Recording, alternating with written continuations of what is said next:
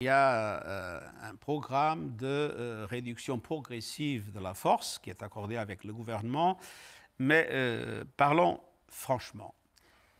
Les populations ont le désir et la perspective que les forces onusiennes soient capables de battre les mouvements qui les attaquent et de leur garantir la protection. Mais on est dans une situation extrêmement difficile. Vous voyez, l'M23. L'M23 a été, comme vous savez, la raison de ces dernières manifestations. Le fait que les Nations Unies ne sont pas capables de battre l'M23. La vérité, c'est que l'M23 aujourd'hui est une armée moderne, avec des équipements lourds qui sont plus perfectionnés que les équipements de la MONUSCO. Et viennent-ils du Rwanda, ces équipements ? Ils viennent de quelque part. Bon, vous semblez dire oui. Ils viennent de quelque part. De quelque part d'à côté. Ils ne sont pas nés dans la forêt. Ils viennent de quelque part. Alors, ce qu'il faut, à mon avis, et c'est l'essentiel, c'est de trouver une discussion sérieuse entre le Congo, le Rwanda et l'Ouganda pour qu'on puisse avoir une perspective conjointe pour éviter cette permanente situation qui nous fait toujours, quand on a un progrès, venir en arrière.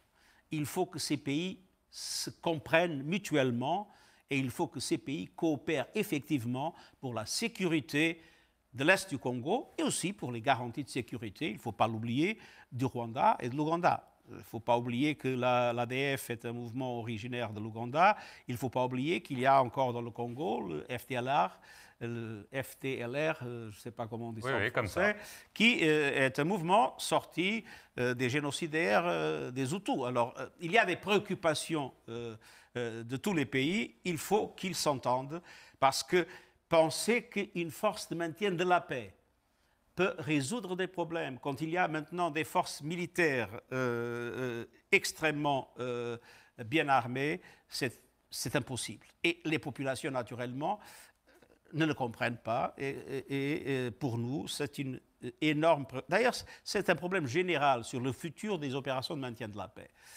Les opérations de maintien de la paix étaient faites pour maintenir la paix. Mais maintenant, elles opèrent dans des situations où la paix n'existe pas.